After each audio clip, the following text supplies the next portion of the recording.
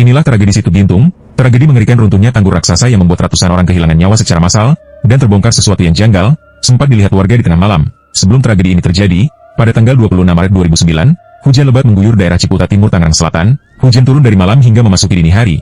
Akibat hujan yang tak kunjung berhenti, debit air tanggul menaik cepat. Melihat hal itu, aparat desa segera mendatangi rumah-rumah warga di sekitar tanggul, memperingatkan warga untuk bersiaga. Namun saat itu warga tidak peduli, bahkan banyak yang malah beranjak tidur, tanpa khawatir sedikit pun. Meski begitu, ada juga warga yang merasa resah, salah satunya bernama Aji Bongas, yang sudah puluhan tahun tinggal di sekitar tanggul Situ Gintung. Malam itu dia tak bisa tidur. Di tengah hujan deras dia memutuskan untuk melihat langsung kondisi tanggul Situ Gintung. Dan baru saja tiba dia melihat hal janggal, dinding-dinding tanggul terlihat retak dan terdengar suara gemuruh. Aji Bongas segera berlari menuju kampung, berteriak membangunkan warga. Namun warga yang kaget mendengar suara Aji Bongas tiba-tiba melihat gelombang raksasa dari arah tanggul, dan hanya hitungan detik gelombang itu menerjang perkampungan. Tragedi ini terjadi tepat ketika memasuki azan subuh. Sebagian besar warga yang masih terletak tak sempat menyelamatkan diri.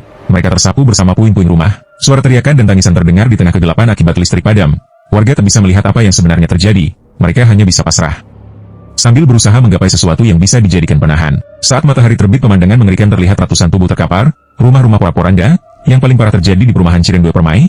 Akibat terjadi tragedi malam itu 100 orang kehilangan nyawa, sementara ratusan lainnya hilang dan tidak ditemukan hingga saat ini. Terungkap hal mengejutkan, bahwa jauh hari sebelum kejadian warga sebenarnya sudah melaporkan kondisi tanggul yang mulai retak. Namun pihak terkait yang bertanggung jawab mengatakan bahwa tanggul masih layak, padahal tanggul Situ Gintung telah dibangun sejak zaman Belanda. Dan awalnya hanya direncanakan untuk jangka pendek di tahun 70-an.